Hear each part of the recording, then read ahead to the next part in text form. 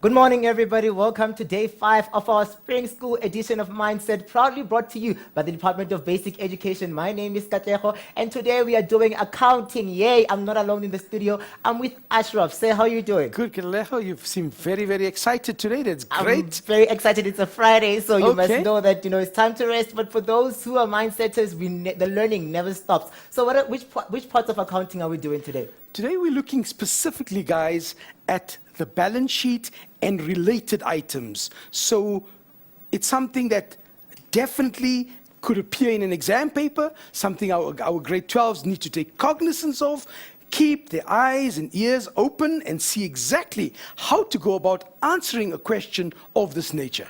Thank you very much, Ashraf. Mindsetters, you must remember that we keep the conversation going. You must remember to post your questions, everything that you don't understand, that maybe Ashraf is touching on, or an exam question that you don't understand from accounting specifically, just post it on our Facebook page. We are on Facebook. It's www.facebook.com/learnextra. And then you must just go there and post your questions, and let's keep it going. The exciting competitions are ahead. We are also on Twitter. It's @learnextra. So right now, I'm not going to waste any of your time, guys. I'm going to hand it over to Ashraf to just take it away.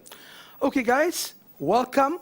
And as Katleho said, we're going right into the question. The question has as the heading the balance sheet, but you will see it has related items to the balance sheet as well as other types of questions. Okay, now, what are we going to do? We're going to work through this question, which appeared where? It appeared in the Gauteng Prelim 2014 examination paper, right? And obviously, at this point, I'd like to stress to our grade 12 learners out there, remember, you may have written the prelim paper of your province. How important now for you to source other provinces' prelim papers. Remember, other than the exemplar papers that are out there, these prelim papers are now the only other CAPS compliant papers. So, whichever province you live in, make sure that you try and get other provinces' papers, work through them to prepare you for that final exam, which stealthily is creeping on us. But we're going to prepare before that gets to us. Am I right, Katleho? Oh, definitely. Okay, right. Now, in this question, you can see it starts off with an appetizer, like just a short question to get you into the question. Let's go directly into the question and see what to expect of us. The difference between the current assets and the current liability is referred to as what? You are given options to choose from, and the correct answer for this one here, for 1.1.1, will be working capital. Right? That's the difference between your current assets and your current liabilities. So what we're going to do is we're going to show you that that's the answer for number 1.1.1. The difference between current assets and current liabilities. Okay, now we move on. 1.1.2, audit reports. Now, before I go into audit reports, let me explain to you the 3 types of audit reports. You have an unqualified, you have a qualified, and you have a disclaimer of opinion or withheld. Right. Each one of these audit reports, you are expected to know what they mean. Let's look at our question. Our question says, the audit report states, with the exception of a few aspects, shareholders can rely on the figures in the financial statements. This will be regarded as what? Please, grade 12s, do not think of a qualification as something good, okay? Yes, somebody is qualified. That means something totally different. In terms of audit reports, the moment they tell you, with the exception of a few aspects, that means everything is not hunky-dory. There's a few exceptions. There's something that we need to take care of. There's something that's not 100% correct. Shareholders can rely. So what type of report is this here? Coming back to our 3 types of reports, let's see what we have here.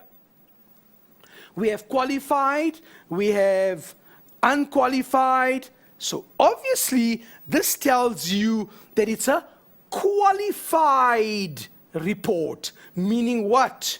It means that the report is okay, but there are certain items that need your attention.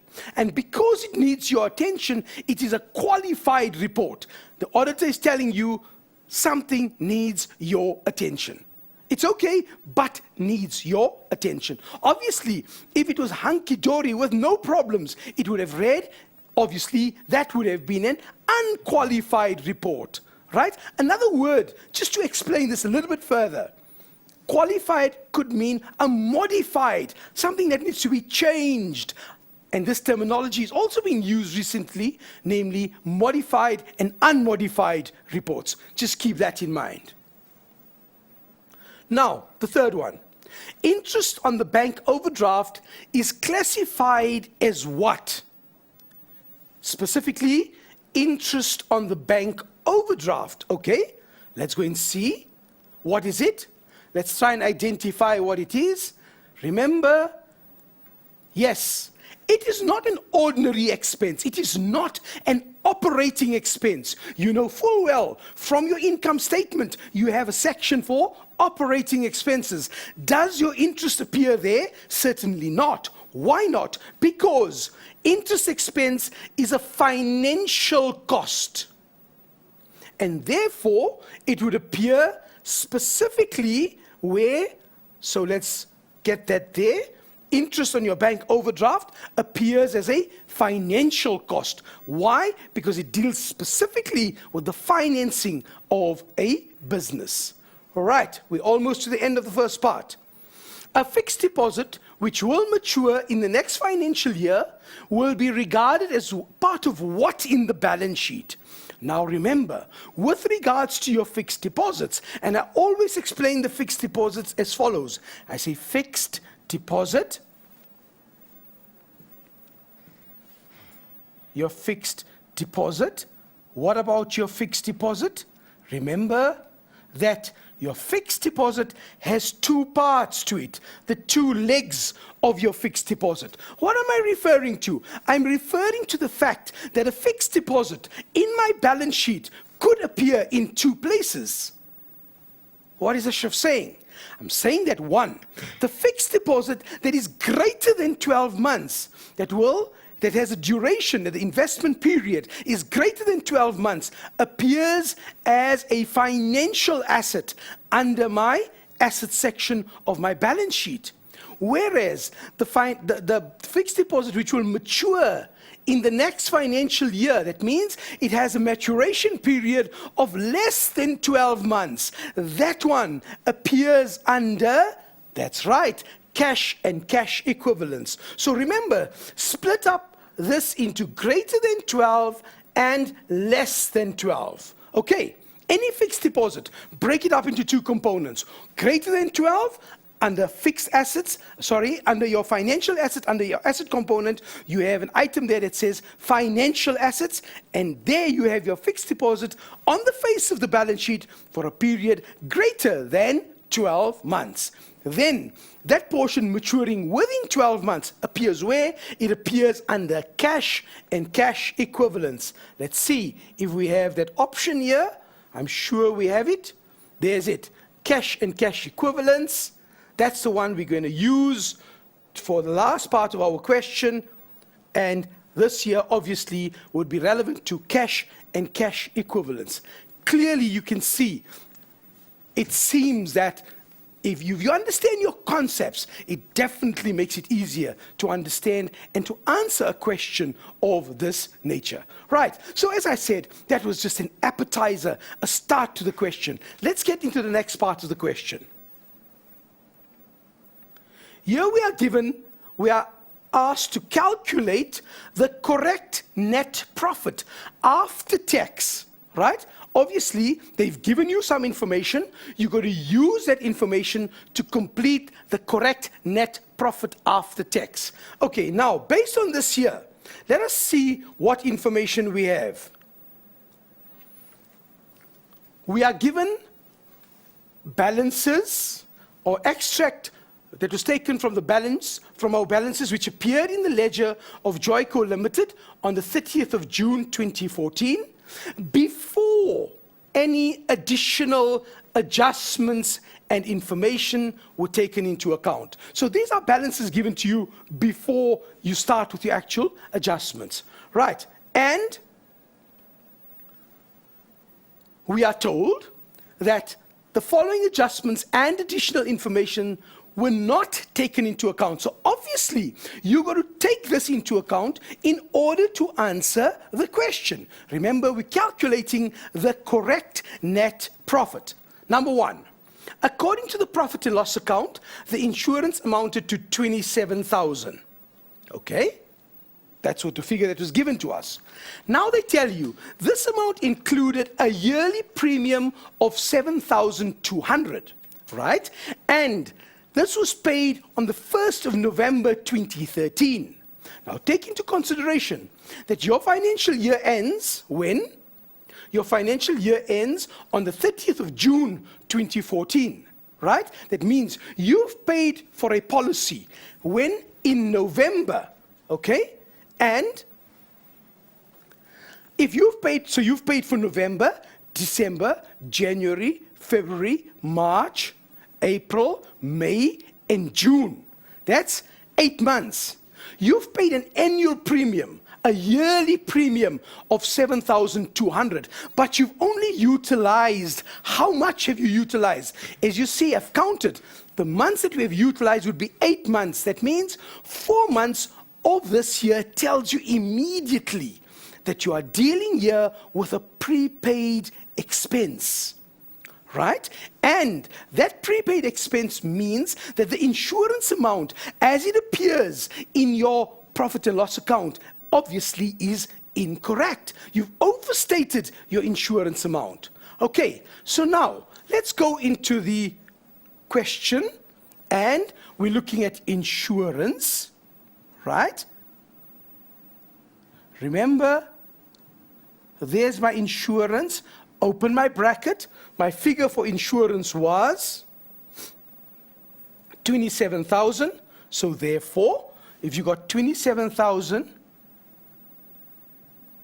that was the figure that you were working with, right? Now, of that, there was an annual premium of 7,000. Let's get that figure of 7,200. So what do? We say, fine. Take 7,200 divided by 12, because it was an annual premium, to give me a figure of 600 Rand. And then, for how many months have we prepaid? Remember November to June. So once again, November, December, January, February, March, April, May, and June gives you 8 months. So 4 months is what you've prepaid, times 4 will give you a figure of 2,400.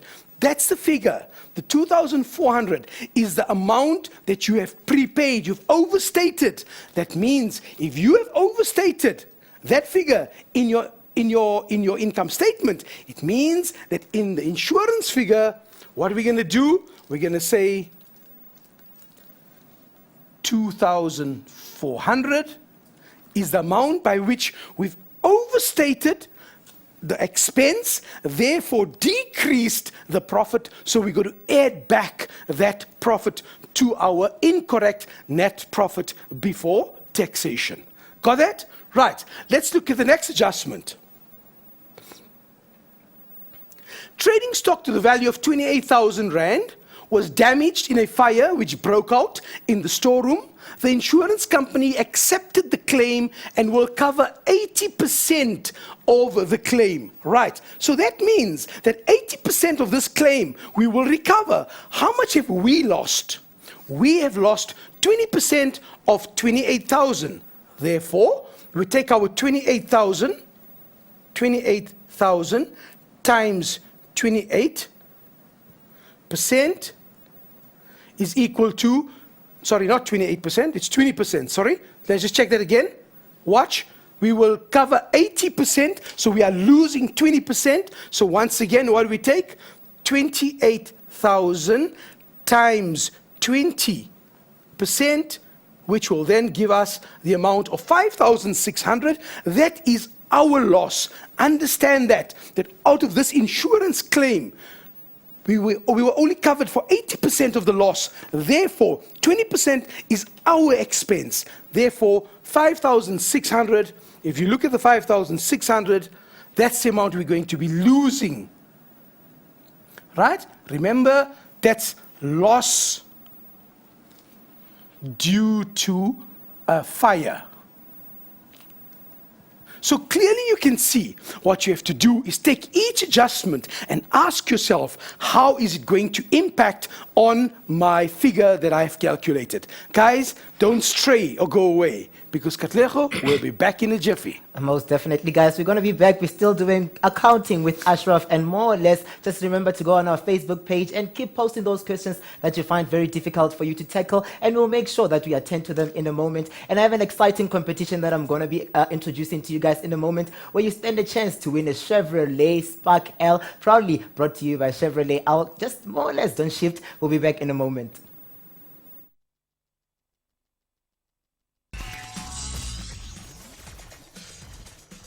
Welcome back, everybody. We are still at it doing accounting, more or less grade 12s. Remember to post your questions on Facebook. And as promised, guys, I told you that I'm going to be introducing a beautiful, beautiful competition. And this book can actually more or less lead you to winning that Chevrolet Spark L. If you are a Bright Spark, remember to enter our hashtag, be a Bright Spark competition, and you could win a Chevrolet Spark L. Download the Safeway K53 app from the Samsung Galaxy Store, or buy this book and more or less find more information in terms of how you can be the winner of that Be a Bright Spark competition, where you stand a chance to walk away with the Chevrolet Spark L. I'm going to be throwing it back to Ashraf, but you must remember that we've posted our notes to what specifically what we are doing now, the balance sheet of accounting, and Ashraf will carry on in terms of solving those difficult questions of yours, guys.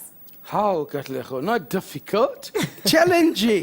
Challenging, I Right, take it guys? back. Okay, nothing's difficult.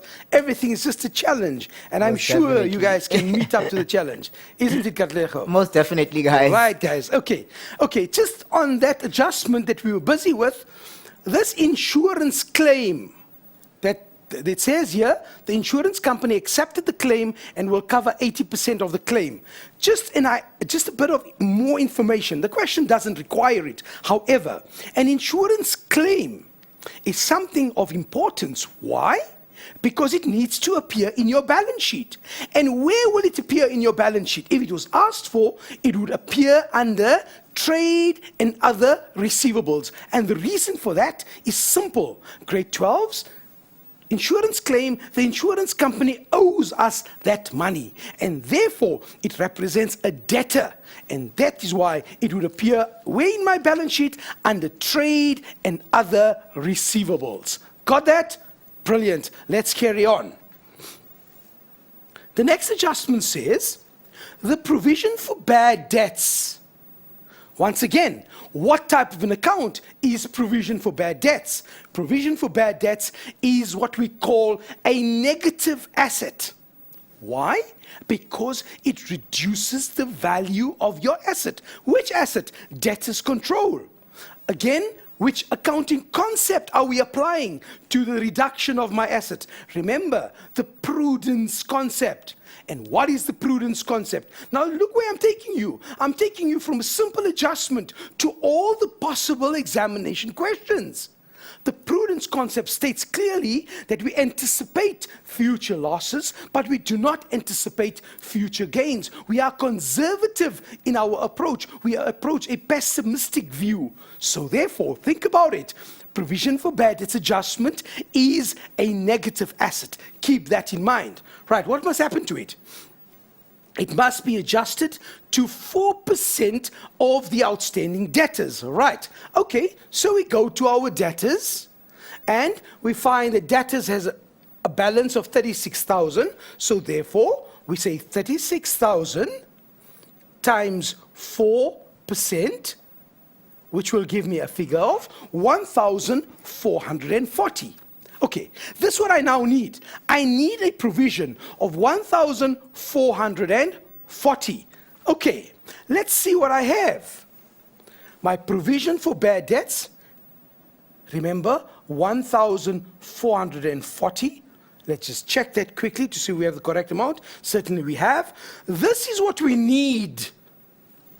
The 1,440 is what we need. What do we have? We have an amount of 1,650. We have a provision greater than what we require.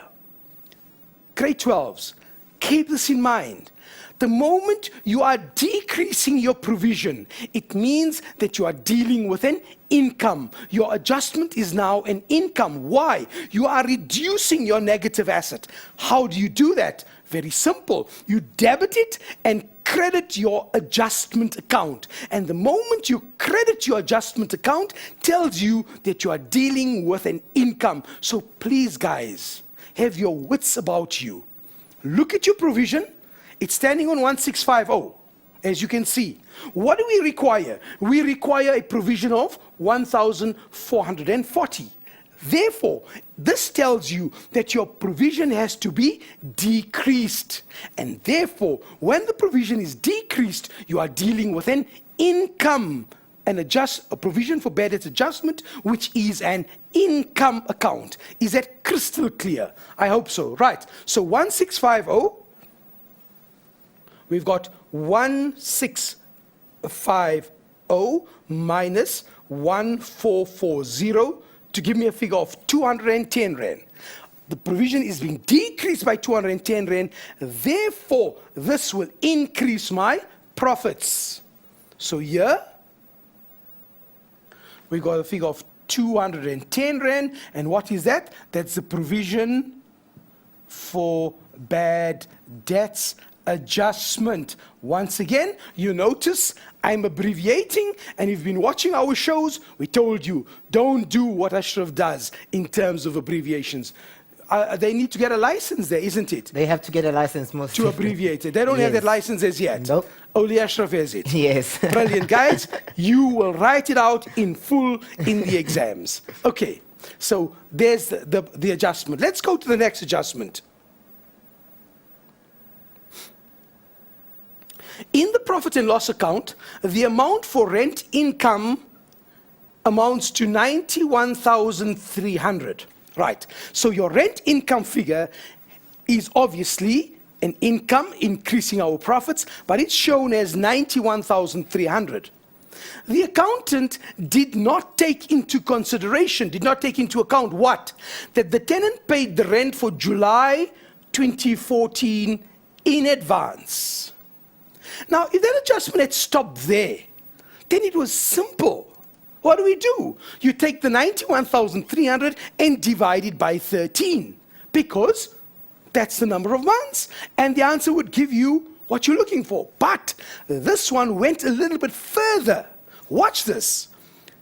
The rent had increased by 700.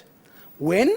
On the 1st of February 2014. So guys, 91,300 divided by 14 is out. Not applicable. Why not? Because the months are not all equal. You got that? The months are not all equal. You had months where the rental was more and months where the rental was less. Why? Because the rent was changed. It was increased by 700 per month on the 1st of February 2014. You cannot treat unequals as equal, because then you're making a big mess, aren't you? The same applies to this particular adjustment. So what are we going to do? Watch this very closely. Step number 1. Take the 91,300. Okay? Obviously, we're dealing with our rent income. Open your bracket. Take your 91,300. 91,300. Right. And do what? Remove the increase. What am I talking about? Watch. We are told here that the rent increased by 700 Rand per month from the 1st of February. So we got February, March, April, May, June, but we also received the rent for July. So we are looking at 6 months of rental where the rental had increased. Okay, so this is what we do. We say 700 times 6 will give me a figure of 4,200. What is the 4,200? The 4,200 is the amount by which the rental had increased. Okay, so coming back here, we say minus 4,200 What have we now done? We've now made all the months equal. Can you see? We've removed the increase from the rent figure. Okay, therefore, we've got 91,300 minus the 4,200 to give me a figure of 87,100. Divide that now by 13. Why? Because we've received 1 month rental in advance to give me a figure of 6,700. What was the 6,700? The 6,700 was your rental prior to the increase. Look at what I've done here. I'm taking out the increase figure, the 4,200, and therefore I'm left with the 6,700, which is my rental prior to the increase. Got that? Okay, now what do? Take my 6,700. The July rental obviously was the new rental, therefore plus 700 to give me a figure of 7,400. That is how I arrive at the 1 month's rental, which needs to be taken out. Once again, identify your double entry. What's my double entry? A debit to rent income. Why? Decrease it and credit income received in advance, also known as deferred income. Income that I've received which does not belong to this financial period and therefore needs to be taken out of my rent income. Got that? Okay, so in terms of my calculation here, there's 7,400 too much, which would then reduce my profits. Okay, because I've overstated the amount in my profit and loss. I need to bring it down, decrease it by 7,400. The calculation of the 7,400 is what is of paramount importance. Okay, while we're on the rent one, this is just one method or one type of adjustment regarding the rent income. Remember, you could also get the rent income where your rent increases by a percentage. Okay, now if you go back and look at our prior lessons, you'll find examples of where we dealt with the increase in terms of a adjustment as a percentage increase. And yes, look forward to our further shows, Katlego, where we may be dealing with the percentage increase in the rental. So there's something for you to look forward to, guys. So stay with Mindset Learn. Yes, Right. guys, you must remember to just keep tuned and for more and more and more of those revisions, guys, that will be leading you into the exams. More or less, we never leave you astray, or we never lead you astray as Mindset. We are just going to be tackling all of those challenging questions, as Ashraf put it. But then remember to stay tuned. We'll be back in a moment. Okay, guys, let's carry on. Oh. We're looking at interest on the loan. You are told that the interest on the loan for the last month is outstanding. Okay? Interest for the last month is outstanding. The business intends to make 4 quarterly payments of 10,000 Rand each towards the capital amount of the loan in the next financial year. Right. What is outstanding? 1 month of interest. Let's go back to the question and see what do we have. You've got a loan at Zorro Bank at 15% per annum. They're telling you that that's the balance on the 1st of June 2014. That means at the beginning of this month, you are owing the bank an amount of 280,000 Rand. Okay, look at my calculation. So we say 280,000 Rand, right? And obviously, whenever you are doing a calculation of this nature, what does Ashraf always say? Remember? Art. Yes, I'm certainly not asking you to draw a sketch of your accounting teacher, which would be very interesting, but that's not what we're looking for here. What we're looking for here is the calculation in terms of art. What is the art? Amount, rate, and time. What is the amount? The amount is 280,000. Right? So there's our 280,000 times the rate. The rate was 15%. So we got our 15%, which will give us 42,000 for the year. We want it for 1 month. And the figure is 3,500. Okay, now remember, The interest that we calculated here was 3,500. Once again, just let me give you a brief on the calculation. It was your interest on your loan, right? We took the 280,000 times 15% divided by 12 for 1 month, right? Obviously, if it was outstanding for 2 months, you'll multiply by 2, whatever the calculation may be. In this case here, it's an expense that we've not included, which will decrease our profits. Okay, let's see what's the next adjustment. The next adjustment says, profit on sale of an asset sold during the year, 14,500, was recorded as a loss in the profit and loss account. So clearly there was an error. What was there? There was a profit of 14,500, which was an income. We showed it as a loss. What are we going to do about it? Obviously, we're going to say 14,500 is the one. We showed it as a loss. To compensate for it, we must double the amount. So obviously, what is that? The amount is 14,500 times 2, which will give me a figure of 29,000. This 29,000 is the actual profit figure that needed to appear. Obviously, not the 14,500 was the error. To compensate for the error, we subtract the 14,500 and then we bring in the other amount. So a total amount of 29,000 would give us our desired result. Okay, guys, we're carrying on, but let's take a wee break, let's refresh, and we're back with Mindset Learn. We're taking a wee break indeed, guys. Remember, remember that you learned art here. It's more or less amount, rate, and time. So let's keep that art alive as we take a slight or short ad break.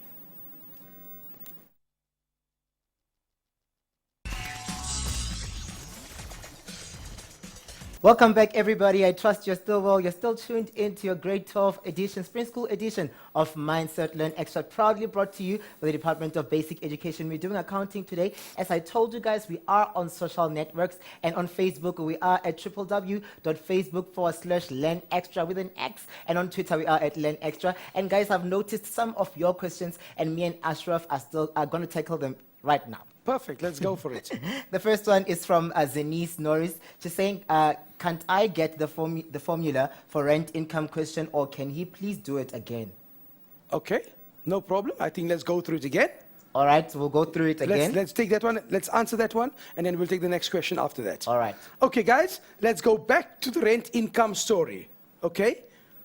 Let's get to the question so we know what we're dealing with. Right, here goes. Your rent income is 91,300. Let's do this here. Right.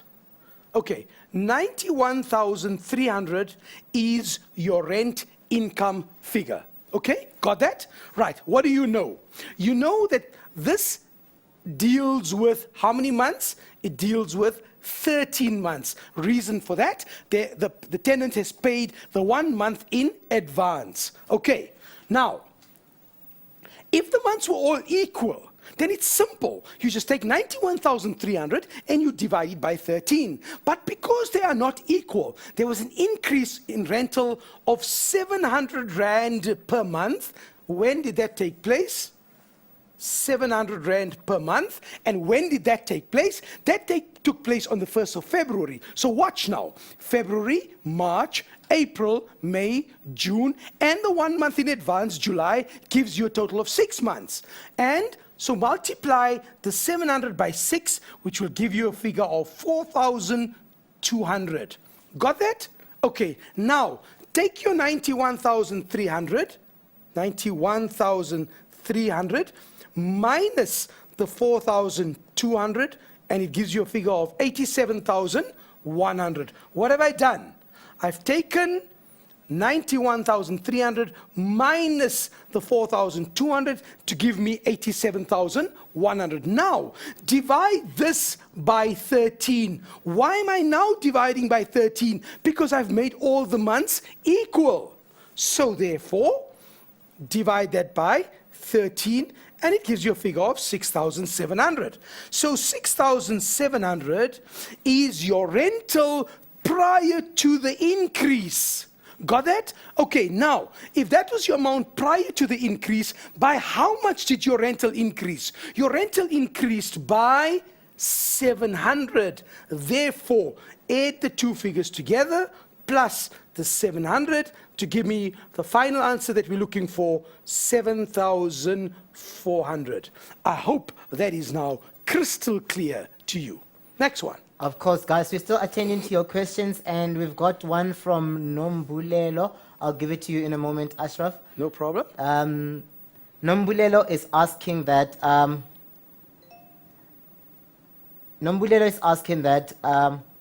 On the provision for bad debts, can I please get the formula for calculating it?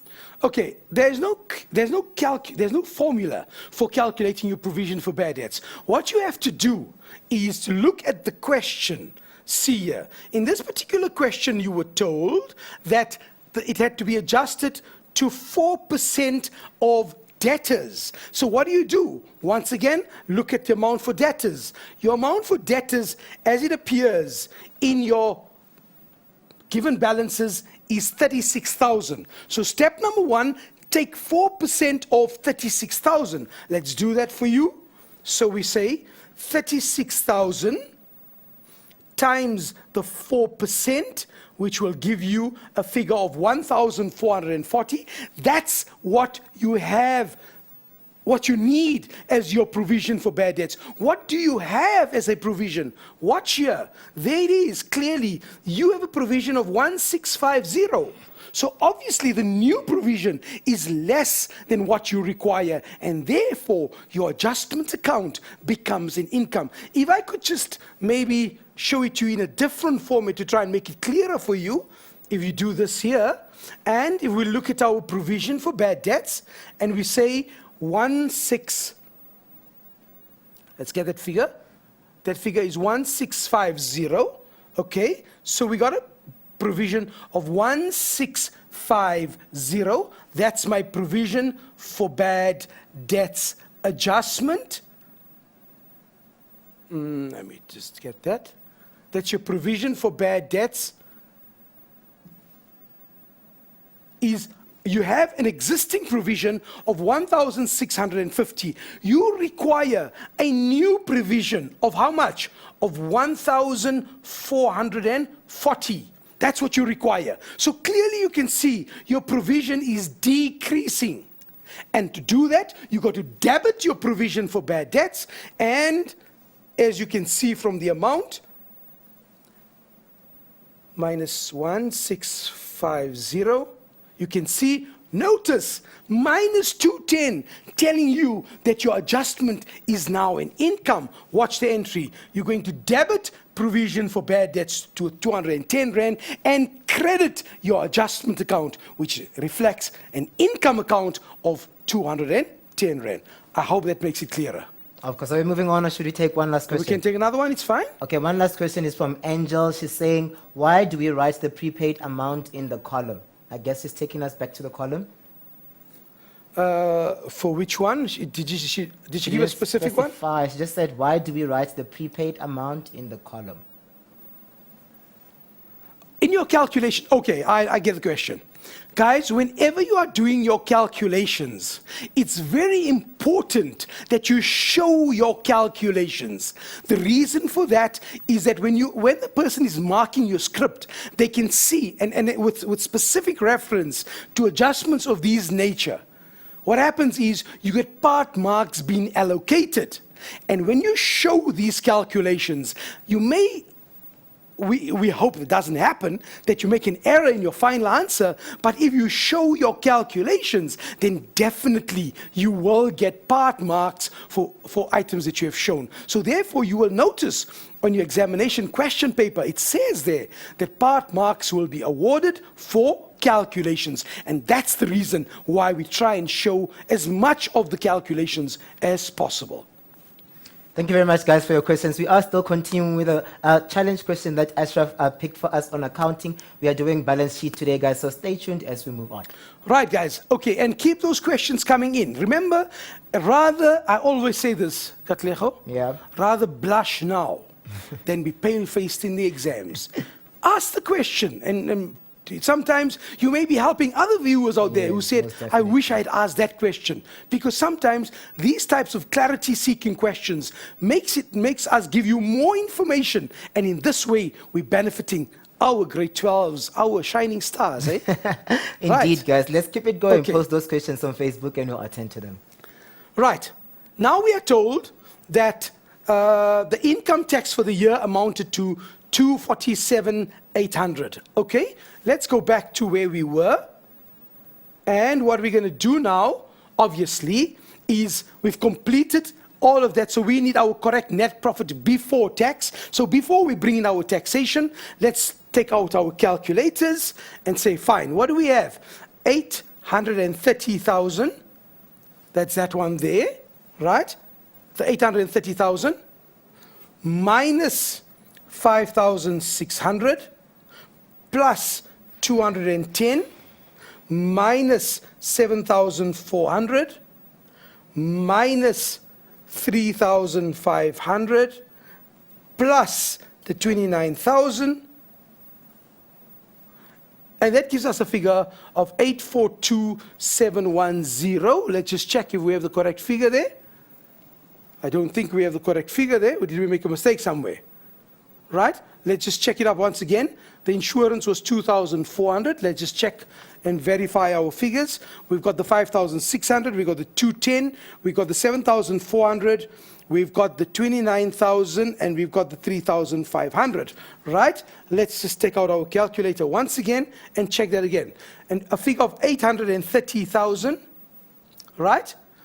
Minus the 2,400, sorry, it's a plus 2,000, that's my mistake, plus 2,400 minus 5,600 plus 210 minus 7,400 minus 3,500 and plus 29,000. Okay, 845,110. Okay, so that's your net profit before tax. 845. Why am I still getting a different answer there? I'm not sure. Anyway, the figure is supposed to be 845,210. Just check, maybe I just added an incorrect figure somewhere. However, what is important is that this figure here will always be an accepted mark in the exams. What do I mean by that? You are not getting, it's not an accuracy mark. It's to check whether you have added everything correctly.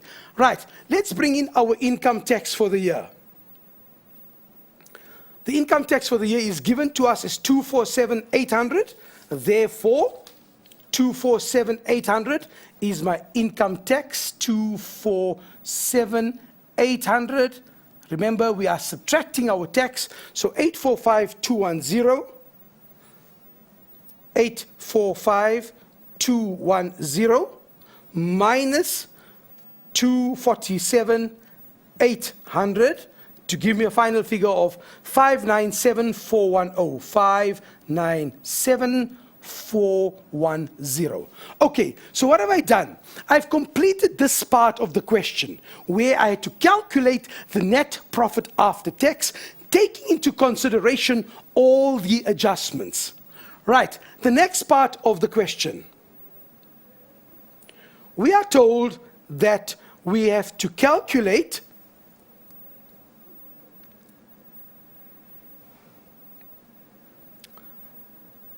complete the liability section of the balance sheet. Now remember, with the new curriculum, you also may find something that says statement of financial position. The balance sheet, in terms of its new name, is now called a statement of financial position. Keep that in mind.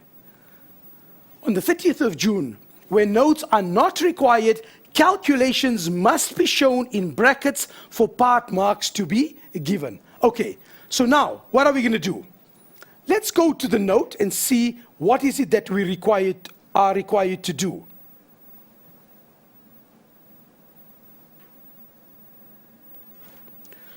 Under my non-current liabilities, I now need to identify what goes under my non-current liability.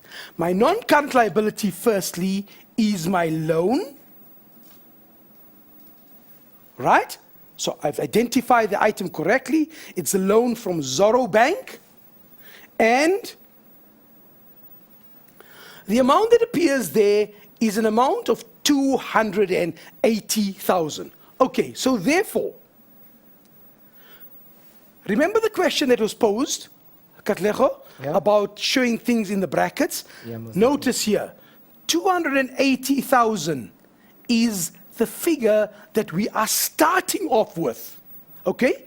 That's the figure that we're commencing with. So therefore, it's of paramount importance that you show that in your calculation, because you're starting off with given information and then doing the necessary adjustments. Right, now, if you recall the adjustment that we had done, what was the adjustment that we had done? Remember we said debit interest on loan, and yes, important, what did they tell us about the loan? Here, interest for the last month is still outstanding, and they are also telling you that interest is capitalized. What does that mean, grade 12s? It means that your interest is added to your loan account. Understand this. Interest is capitalized. What does it mean? Your double entry for interest being capitalized is what? Debit interest on loan, credit your loan account. So therefore, if I look at my loan, I say plus 3,500. What am I doing? I'm capitalizing my interest. Keep this in mind. In this case here, I'm capitalizing for 1 month. Sometimes you may have to capitalize for the entire year, depending on the calculation. Okay. We're not done with the loan yet. We're going to be busy with it. So if you want to know more about that loan figure, the place to be is, Katlego? The place to be is Mindset Spring School Edition, proudly brought to you by the Department of Education. Yes, guys, we are still tuned in. Are we going to take an ad break? We're taking a break. Of course, we're going to take a breather, guys. And we'll be back with you guys in a moment, attending those questions and solving the balance sheet that Ashraf has on our screen. So remember to stay tuned. Just go grab a bottle of water or a glass, and we'll be back in a moment.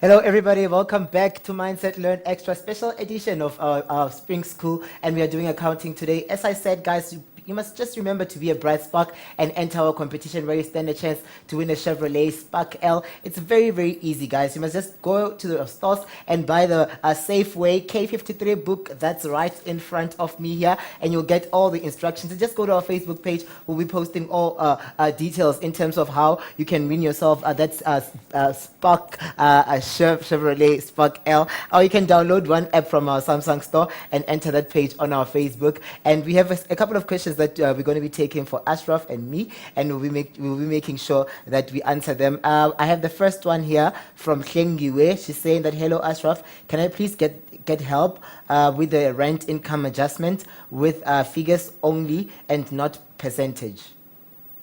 But that's the same one that we just did, Katlego. Remember the explanation? We showed them the rent increase in terms of figures only. That was the one. Can you recall? Here's it here. Yeah. There's the one.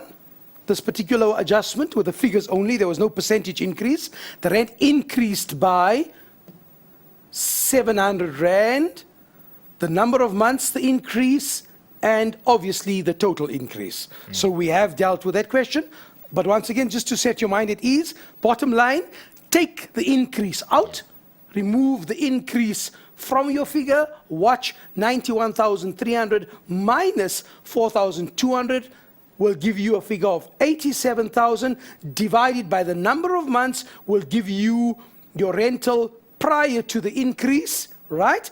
Then add your increase for the 1 month to give you your final answer, voila, of 7,400. Thank you. I hope you are answered right there. And I'm moving on. I have a delicator who said that which one of the following bonds will have the highest bond energy?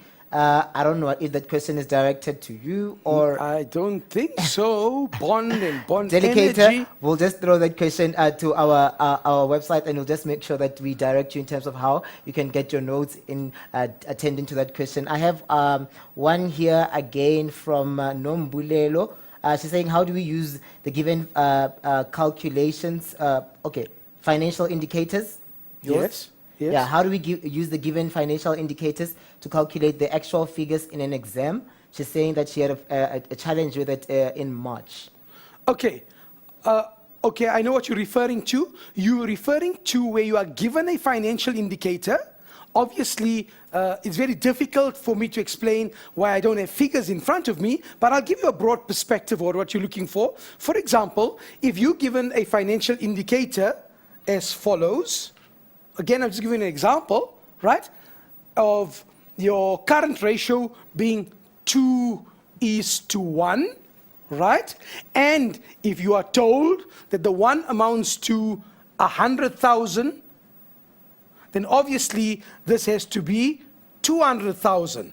Okay, so in this way, what can happen is you may be asked to be able to calculate one of these figures. That means if you're given an indicator of 2:1 and the 1 is given to you as a figure, you then have to determine the unknown figure. Obviously, look at the question and see what is it that they require you to do.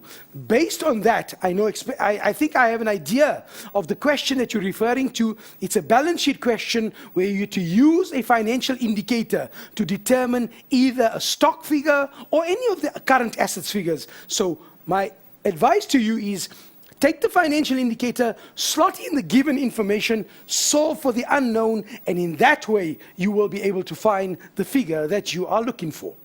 All right, guys, we're going to take one last question. It's from Michael Tumi, who's saying, I didn't understand the first adjustment. Can you please help me? Certainly. Let's go back to the first adjustment. What was that first adjustment? It said there that according to the profit and loss account, your insurance amounted to 27,000 Rand. No problem. The 27,000 was the insurance figure. Right. You were told that there was an included in the 27,000 was an amount of 7,200. So let's separate this figure completely for you. What are we saying? We're saying here that you were given a figure of 7,200, which was part of a bigger figure. Now, our concern is not the bigger figure. Our concern is the 7,200. Why? Because this was an annual premium. So step number 1, divided by 12, obviously, you're going to get 7,200 divided by 12 to give you a figure of 600. That is per month. Okay? Now, when was this policy taken out? This policy was taken out on the 1st of November, right, of 2013. Remember, your financial year ends on the 30th of June, 2014. Therefore, what's happening? Clearly you can see that some portion of the insurance has been prepaid. Why? Because from there to there is only 8 months. From November to June is only 8 months. That's the cutoff for your financial year end. That means you've prepaid insurance from this period onwards for a period of 4 months. Clear? Therefore, what do you take? 600 times the 4, which will give you a figure of 2,400.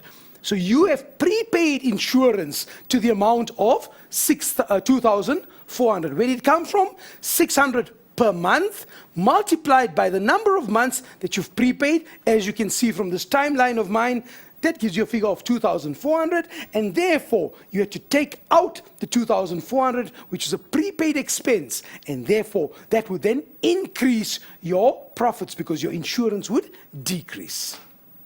Thank you very much, guys, for those questions. We're continuing, of course, doing our balance sheet. It's accounting, guys. You must remember grade 12s that you more or less, this is the only show that, or more or less, that will make sure that you get all those questions that are challenging to you guys answered. Interact with us on Facebook. We're www.facebook.com/learnextra. We are on Twitter. It's @learnextra on Twitter. And more or less, just focus and stay tuned for those the competitions that we are doing on this show. I'm throwing it back to Ashraf to take it away. Thank you, Katleho. Let's go, guys. We're busy with the loan, the non-current liability. Right, now, what do we know? We know for a fact that we had an opening balance of 280,000. That was the opening balance given to me in my information. Now what happens? I capitalized 1 month's interest, which was the 3,500. Remember, we calculated this in the adjustment. The double entry, like I alluded to earlier on, is what? A debit to interest on loan and a credit to my loan account. Notice, when I credit my loan account, I'm increasing it. So plus 3,500. But there was another part to this adjustment that did not impact on the profit, but impacts on the balance sheet. Let's have a look at it.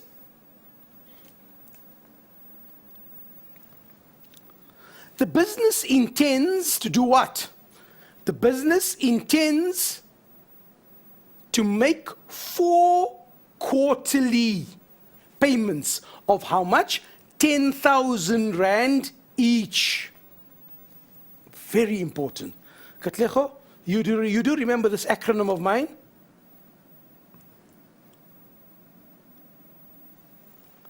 You don't. You see, you're not doing enough shows with me. That's why you're forgetting my acronyms, eh? I remember the art. Watch. Read the full question. Oh. Right? Yes. We won't swear because it would do the expletive wouldn't be very nice for our show, right? So what we're saying, read the full question, guys. Why? It tells you here that the business intends to make 4 quarterly payments. Of how much? Of 10,000 rand each. Now, obviously, if we're going to make 4 payments of 10,000 rand each for the year, we're going to make a repayment of 40,000 rand. Therefore, the same would apply to my loan. And once again, I want to show you this here. Here's your loan account. And in your loan account, we have a balance of 280,000, right? We've capitalized interest to the value of 3,500. Debit interest on loan, credit my loan 3,500. Okay. Now, what is critical here is that this balance of your loan needs to be separated once again into 2 components. And what are the 2 components of the loan? The non-current liability and the current liability. Remember, what are we saying? We are saying that within the next 12 months, our loan is going to decrease. So you've got to separate the loan into what? Into 2 parts. What are the 2 parts? Greater than 12 and less than 12. So now you know. They're telling you that in the next year, you're going to be making 4 quarterly payments of 10,000 rand each, which is a total of 40,000 rand. In other words, you're going to reduce your loan by 40,000 rand, capital reduction, in the next financial year by an amount of 40,000 rand. Clearly, guys, you can see that 40,000 rand will no longer be part of my non-current liability. Why? Because by definition, a non-current liability has a repayment period of greater than 12 months. That is why you've got to use your rationale. In accounting, it's very simple. split the loan up into the two parts, the non-current part and the current part. And this is how we do it. In my watch here, I'm going to say minus 40,000 Rand. Why? I'm taking it out. Understand, I have not paid it as yet. Please make 100% sure you know what I'm talking about. I have not paid the 40,000 Rand, but I will pay the 40,000 Rand. And when will that happen? Within the next 12 months. And therefore, I'm separating the loan. What am I saying? I'm saying 280,000.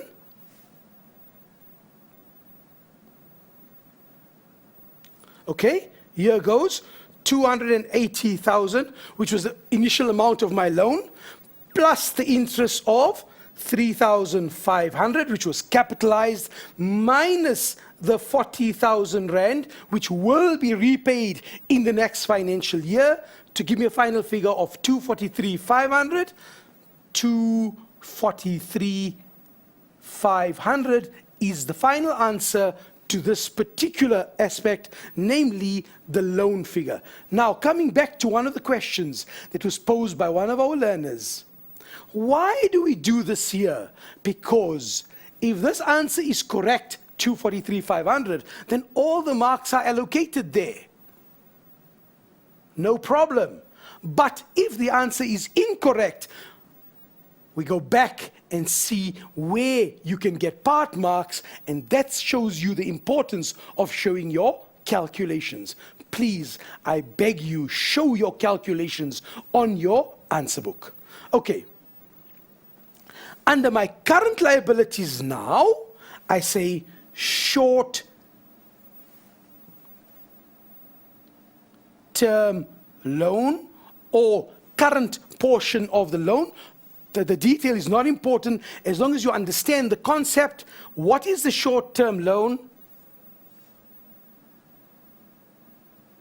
Your short-term loan would be that 40,000 Rand.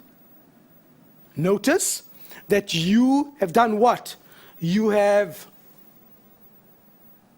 subtracted the 40,000 Rand here from your non-current liability because it's no longer non-current. It will be repayable within 12 months, and that is why you show it where? Under your current liabilities, you have an item called short-term loan, and therefore, there it appears as your short-term loan. So, grade 12s, remember, with your loan, separate it into two components. What are the two parts of the loan? The current portion of the loan, or the short-term loan, which appears under current liabilities because it's repayable within 12 months. And the loan amount, as I showed you, opening balance, plus the amount that was capitalized, minus that component which you have transferred from being non-current to being current. And I'm sure you're going to ace this in the exams. But you want to know more? Take a quick break and make sure you're with us. Katlego? Of course, guys, you're still tuned into our grade 12 Spring School edition of Mindset Learn Extra, proudly brought to you by the Department of Basic Education. And we're doing accounting today. It's very, very interesting. I'm learning a whole lot of things and beautiful terms that you guys are throwing on our Facebook page. We are also on Twitter. It's @Learn Extra. Just go there and throw those questions that are challenging to you. We'll be back in a jiffy.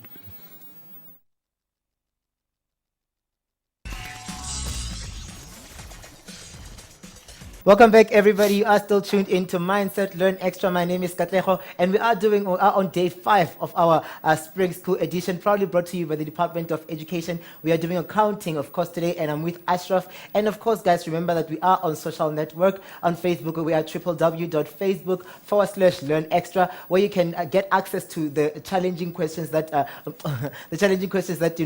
more or less more of your fellow pupils are experiencing, and we'll solve them out out with Ashraf here. And of course, there are competitions galore as well. And you stand a chance, where you stand a chance currently to win a Chevrolet Spark Earl. And of course, guys, we have links to the notes that will direct you to our website, which will show you what we are currently dealing with in preparation for the exams that are coming through. And of course, guys, we are on Twitter as well. It's at Learn Extra, and you can go there and interact with us. We'll make sure that we attend to you guys. I'm still with Ashraf in the studio, and we are going to be taking some of your questions in our last segment for today. Guys, the first one is from Mukona. She's saying, will we ever receive a rent income decrease?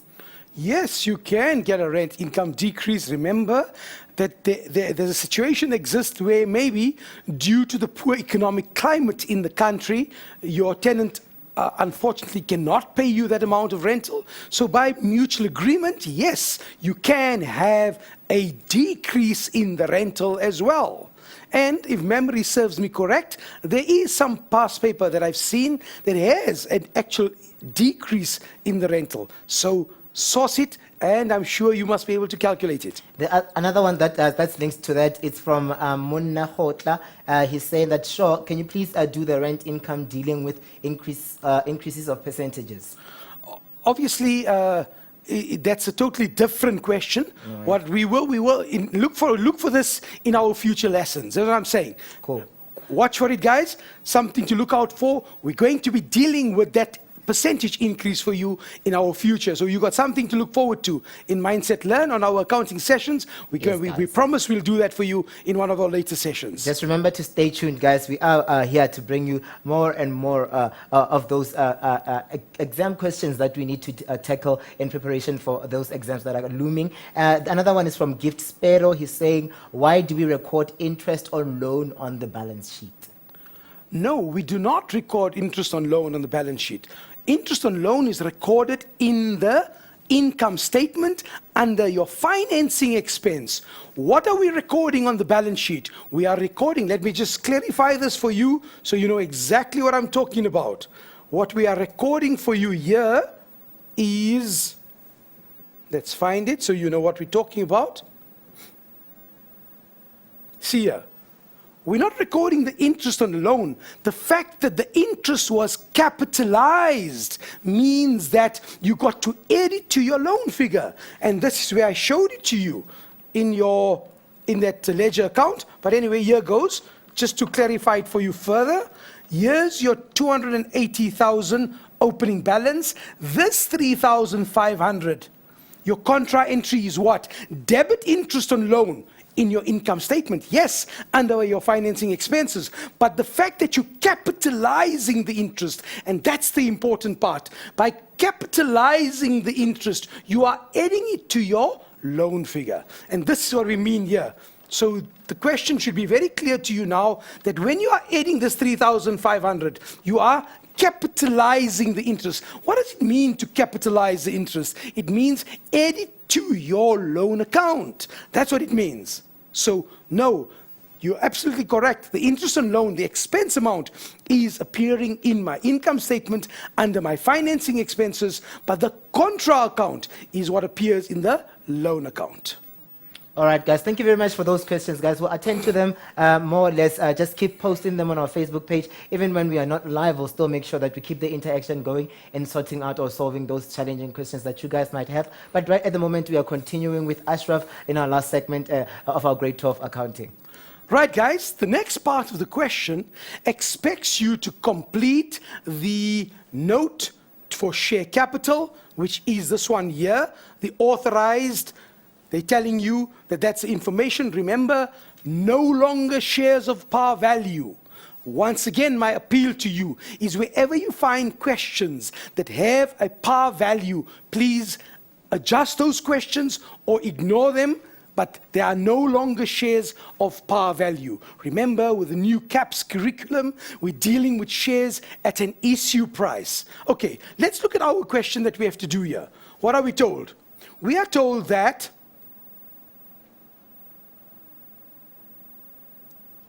on the 1st of July 2013, the ordinary share capital amounted to 2,400,000.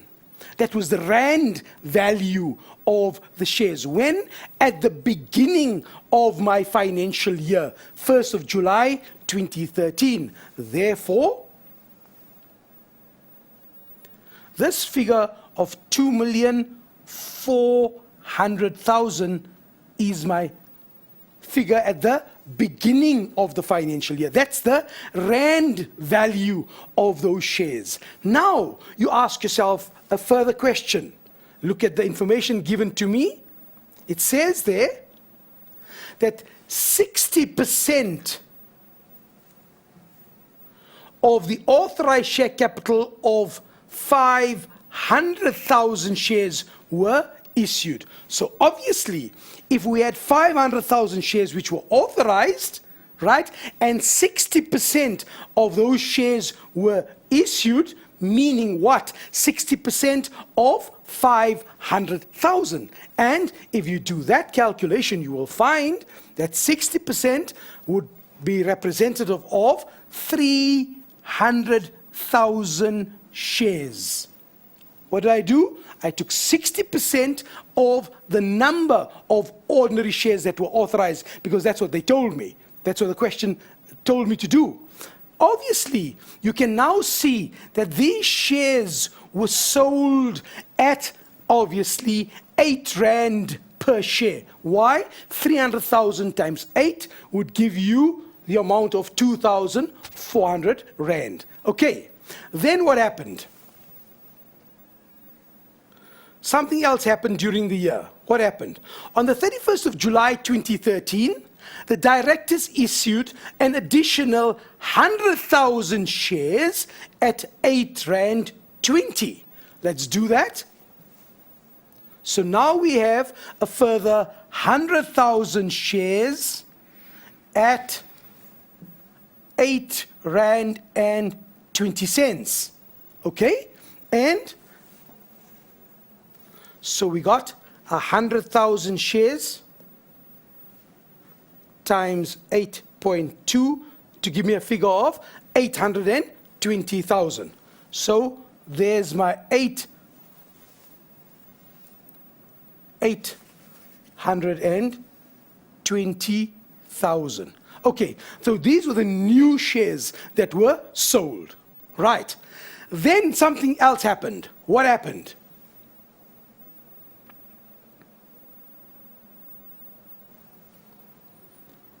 On the 10th of January 2014, the directors decided to buy back 70,000 shares from the estate of a deceased shareholder at 8 rand and 60 cents per share, right?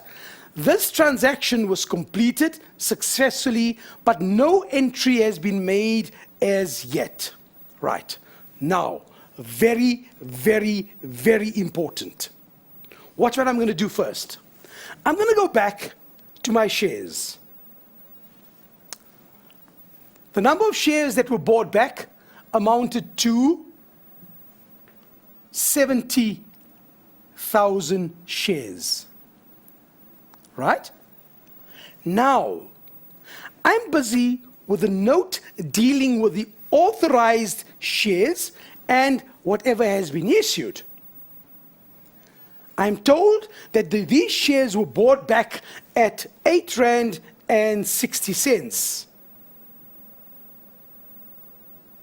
Sorry, these shares were bought back at 8 rand and 20 cents. What do I do when I'm dealing with this particular note in my balance sheet?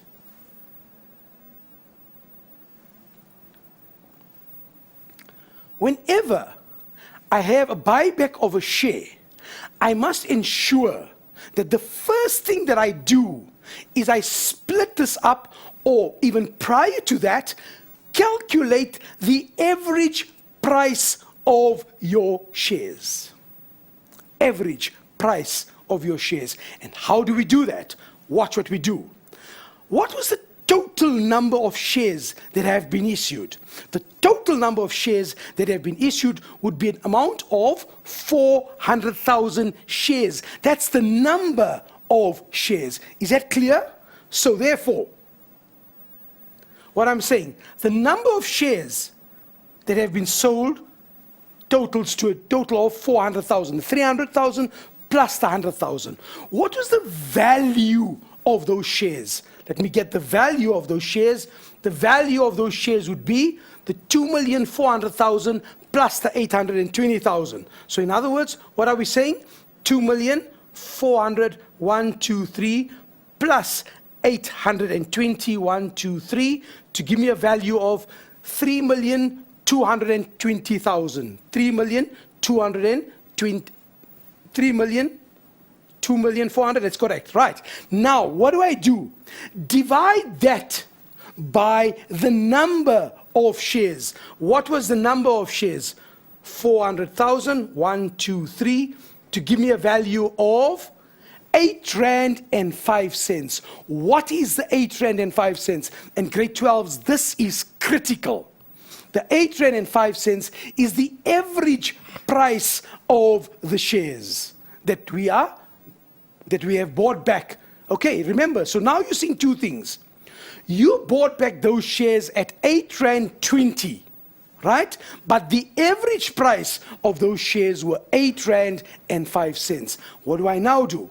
I say 805 times 70, 123, 70,000 to give me a value of 563,500. Okay, now what is this 563,500?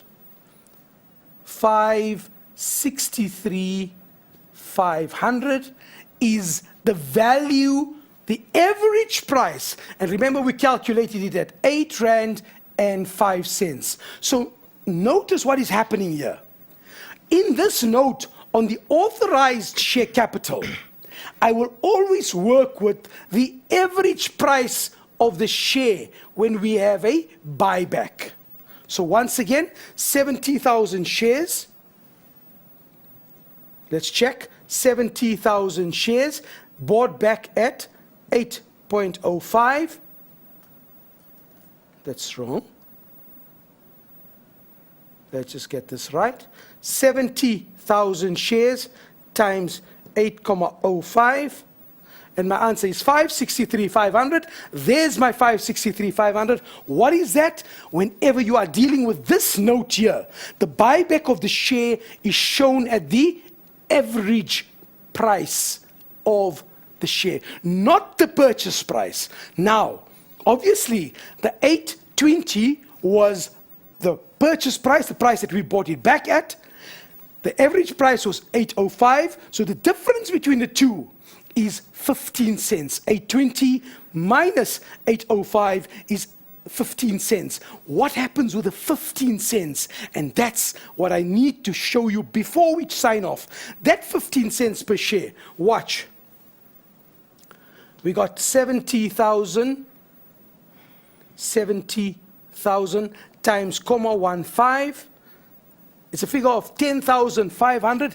That figure will appear in this note here. Obviously, we're not completing this note, but in this here, you'll get the 10,500, which is the price above the average price, which we have, and that comes out of retained income. Guys, we've worked very hard in today's question. We want you to go back and gauge the question. And like Ashraf always says, aim for the moon, guys, because if you don't get there, definitely you're going to be a shining star. Ashraf's shining star.